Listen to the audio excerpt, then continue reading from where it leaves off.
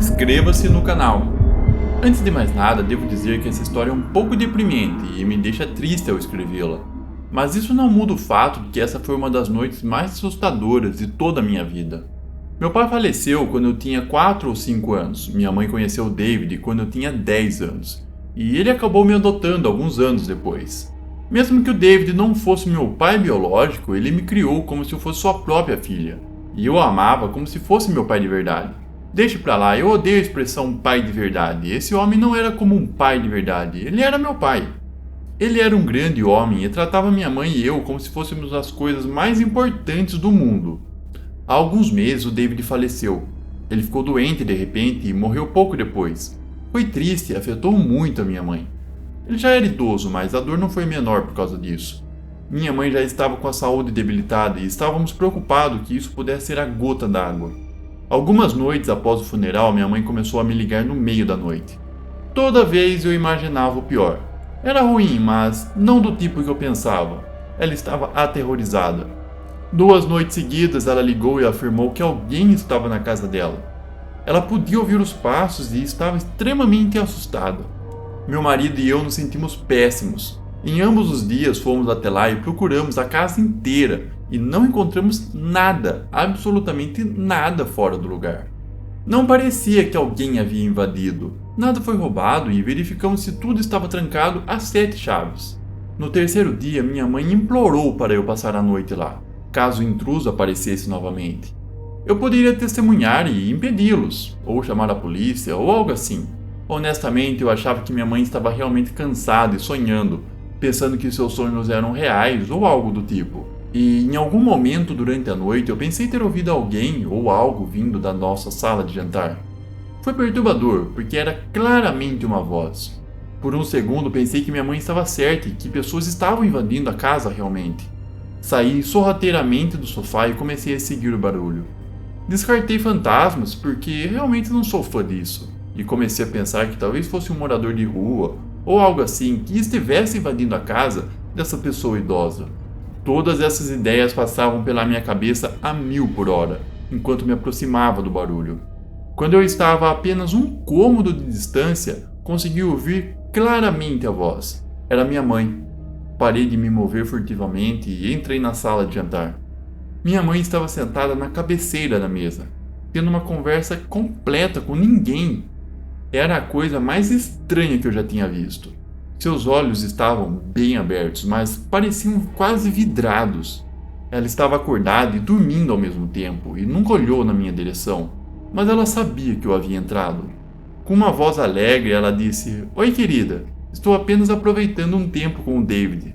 Olhei para a cadeira ao lado dela, que estava ligeiramente afastada, como se minha mãe a tivesse puxado para alguém se sentar. Me aproximei dela e seus olhos eram ainda mais perturbadores. Parecia que eu só conseguia ver as partes brancas de seus olhos, e misturado isso com o sorriso e a conversa, era incrivelmente assustador.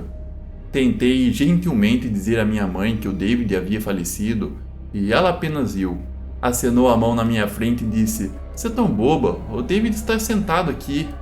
Fiquei sem palavras. Não sabia a maneira correta de lidar com isso. Deveria apenas fazer minha mãe, idosa e enlutada, feliz e deixá-la pensar que estava falando com seu falecido marido? Ou deveria tentar trazê-la de volta à realidade e ao seu coração partido? Ela segurou minha mão e, sem olhar na minha direção ou mudar sua expressão facial, disse: "Você pode sair agora, querida. Não sei por que estava tão assustada. Era apenas o David limpando a casa, como ouvi na noite passada. Era apenas o David." Lembro-me disso palavra por palavra. Ela continuava repetindo essa última parte. A fala dela virou um murmúrio ininteligível e de vez em quando eu ouvia o nome David escapar de sua boca. Eu não percebia até aquela noite como minha mãe estava sofrendo pela perda e como sua mente havia se tornado frágil. Quando eu tentei mover minha mãe, ela rosnou e grunhiu comigo como se fosse um animal, dizendo: "Não me toque, estou falando com ele." Chamei meu marido e ele veio até lá. Decidimos chamar a emergência porque não sabíamos o que fazer. Quando tentaram levá-la para o hospital, ela ficou extremamente hostil e até violenta. Não porque estávamos tirando ela de casa, mas porque estávamos tirando ela do David. Ela continuava dizendo que não podia sair porque o David queria que ela ficasse lá. A mente pode realmente inventar qualquer coisa quando está doendo, e minha mãe faleceu pouco depois dessa noite. Deus descanse sua alma. Ela nunca mais voltou ao seu normal depois dessa noite. Seus olhos entreabertos e sua aparência sonâmbula nunca voltaram ao normal. Os médicos me disseram que ela teve algum tipo de colapso nervoso e, devido à idade, não conseguia separar a realidade de sua mente. É realmente triste. Quando meu pai biológico faleceu, minha mãe ficou arrasada, mas enterrou essas emoções para me criar. O David a salvou de muitas maneiras. Então, quando ela o perdeu, foi como se ela tivesse perdido quase tudo.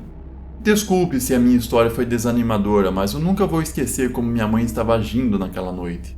Sou uma pessoa cética, mas uma parte de mim quase acredita que o David estava lá com ela. É assustador, mas a mente é uma ferramenta insana. Mesmo só minha mãe pensando que o homem estava sentado com ela me assusta um pouco. Cuidem-se, pessoal. E diga aos seus entes queridos que os amam sempre que puderem. Inscreva-se no canal. Acho que a palavra tóxico é realmente tóxica, e a gente joga essa palavra por aí como se fosse um tipo de frisbee. Um tema que sempre é mencionado nessas conversas sobre toxicidade são as ex tóxicas. E como os ex podem ser terríveis. Nem todas as ex são ruins, mas aquelas que são, eu acho que realmente incorporam a palavra tóxica.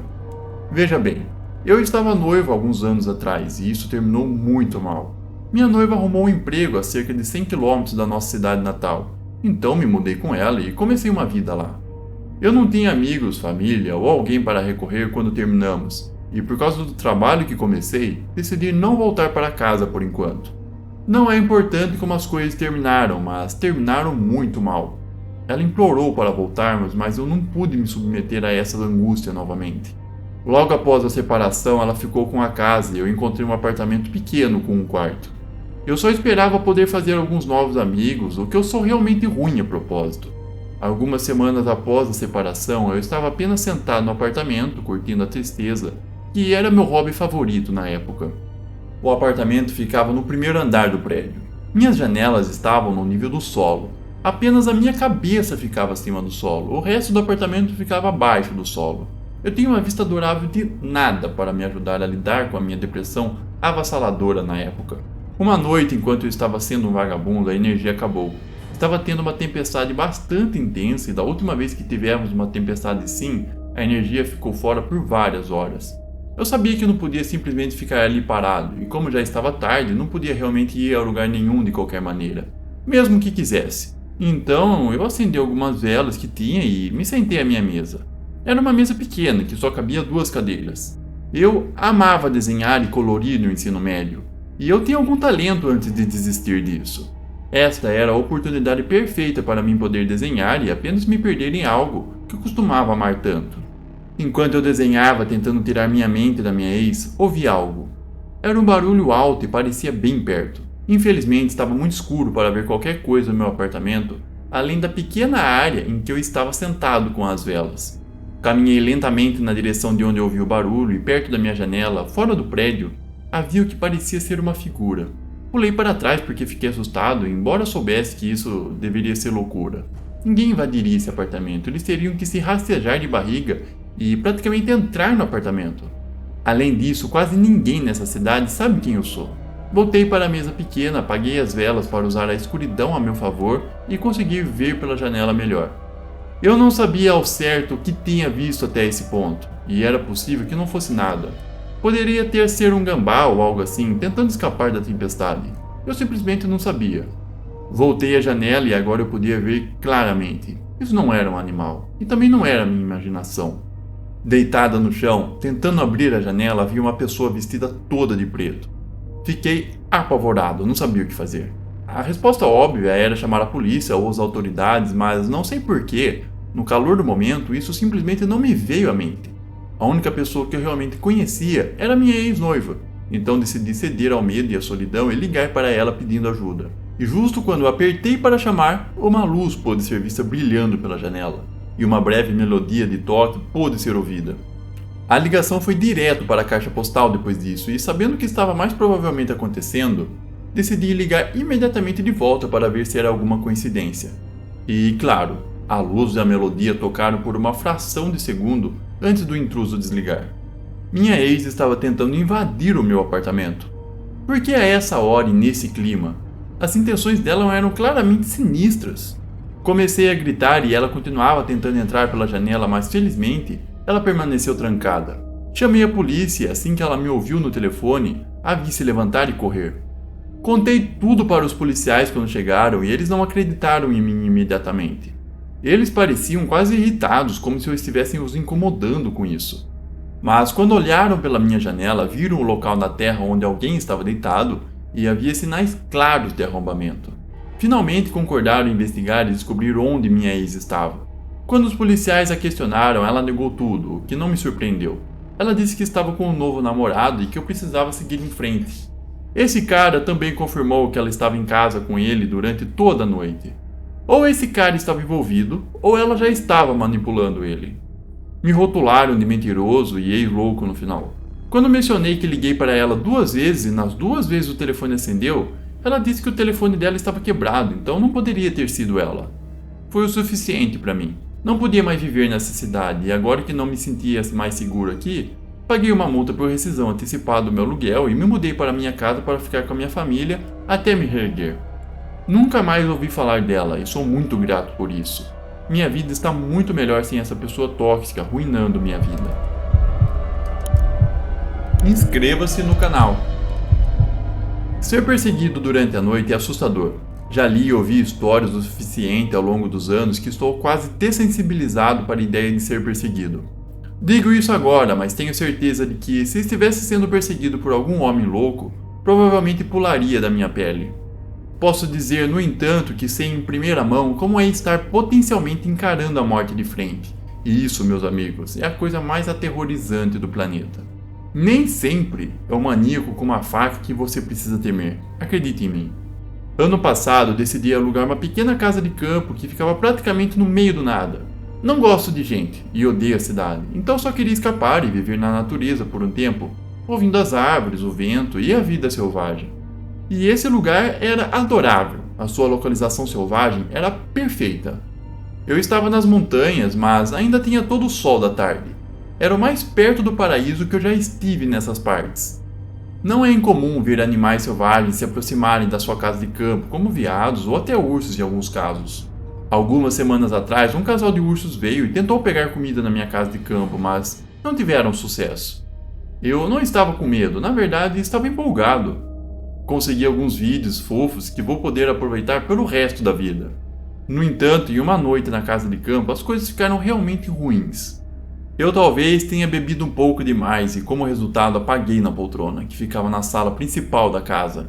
Para você ter uma ideia do tamanho desse lugar, era uma cozinha pequena, parecida com a de um apartamento típico, e depois era apenas uma sala principal, com uma poltrona, uma cadeira pequena e uma mesa, e uma cama nos fundos. Do lado de trás havia um pequeno banheiro com um chuveiro suspenso. Em outras palavras, 2 pessoas não poderiam viver nessa casa. E porque eu tinha bebido demais, esqueci de trancar a porta, o que não era grande coisa porque esse lugar ficava no meio do nada. Era mais uma questão de conforto que eu gostava de trancar a porta, não importasse aonde eu estivesse. Eu só gosto da ideia da porta estar trancada enquanto estou dormindo. Bom, meu pesadelo estava prestes a se tornar realidade, porque eu acordei ao som de coisas se quebrando e sendo arremessadas vindas da cozinha, onde ficava a porta da casa. Pensei que estava sendo castigado pela única vez na vida e que não travei a porta, e, por azar, teria um invasor no meio do nada. Peguei minha faca de bolso e me aproximei da porta. Deixe-me dizer a vocês, eu queria que fosse um invasor humano na cozinha, indo à loucura, revirando o lixo e a comida que eu tinha na geladeira. Mas não era um invasor humano. E para reformular, eu queria que fosse um invasor humano na cozinha ficando maluco. Revirando o lixo e a comida na geladeira estava uma onça parda adulta, sua cauda chicoteando para frente e para trás. Ela fazia um barulho gutural horrível. Não sei se era o som de apreciação ou se ela estava pronta para rasgar meu rosto. De qualquer forma, eu não queria correr esse risco. Pulei para trás da parede e tentei pensar em como escapar dessa situação. No pequeno banheiro havia uma janela que eu tinha certeza que conseguiria abrir, mas estava com medo de fazer barulho e alertar esse gato gigante. Quanto mais a onça parda rosnava, mais assustado eu ficava. Finalmente resolvi correr para o banheiro. A onça ouviu o barulho e sabe de uma coisa assustadora? O som do rosnar de uma onça parda. Agora, imagine isso a poucos metros de distância de você. Foi uma das piores coisas que eu já ouvi. Corri para o banheiro, fechei a porta de correr, o único tipo de porta que o banheiro tinha. Eu estava gritando e tenho certeza de que isso estava deixando a onça ainda mais tensa. E pela primeira vez, o pequeno banheiro foi útil. Eu consegui manter a porta fechada com uma mão e alcançar a janela com outra. Não me importei com o depósito, então chutei a tela para fora da janela. Num movimento rápido, me joguei pela janela. Assim que soltei a porta, a onça parda conseguiu abri-la e tudo que eu lembro foi de ver essa cabeça feroz rosnando enquanto eu tentava pular pela janela. Não consegui ver se ela estava pronta para pular atrás de mim ou se ela estava impedida pela pequena janela, mas corri para o meu carro, que felizmente estava destrancado, e entrei no carro trancando as portas. Eventualmente vi a onça parda sair da casa de campo, cerca de 1 hora depois, e dar uma volta ao redor do carro por um tempo. Esse gato assustador continuou fazendo esses sons guturais baixos e até mostrou os dentes algumas vezes. Ao amanhecer, a onça parda finalmente se afastou. Antes de sair do carro, corri para a casa de campo para pegar minhas chaves e meu telefone. Dirigi até a cidade, liguei para o dono da propriedade e o cara de alguma forma riu. Eu tinha acabado de passar pela pior noite da minha vida com um animal que pensei que ia rasgar minha garganta e esse cara estava rindo, basicamente dizendo: sim, isso pode acontecer por aqui. E caso você não tenha percebido, deixei aquele lugar naquele dia. E sim, tive que pagar pelos danos, porque é assim que são esses contratos. Mas, sem dúvidas, a natureza não é brincadeira. Essa foi, sem dúvidas, a pior experiência da minha vida. E eu não desejaria isso a ninguém, exceto talvez ao dono da propriedade. Tô brincando, mas desde então não gosto mais de ficar sozinho. Talvez eu esteja envelhecendo, talvez essa experiência tenha abalado minhas estruturas. Inscreva-se no canal. Todos nós já passamos por coisas traumáticas da vida. Algumas mais sérias do que outras. Quando eu estava no ensino médio, algo traumático e horrível aconteceu quando passei a noite na casa de um dos meus amigos. Os pais dele estavam saindo da cidade no sábado à noite para comemorar o aniversário deles, e ele me convidou para passar a noite para que ele não ficasse sozinho. Chamamos alguns amigos, jogamos alguns jogos, mas no final, todos saíram por volta das 11 da noite. Ele e eu ficamos por mais um tempo, mas decidimos deitar por volta das 2 da manhã. Estávamos cochilando assistindo a The Office quando ouvimos um estrondo alto lá embaixo.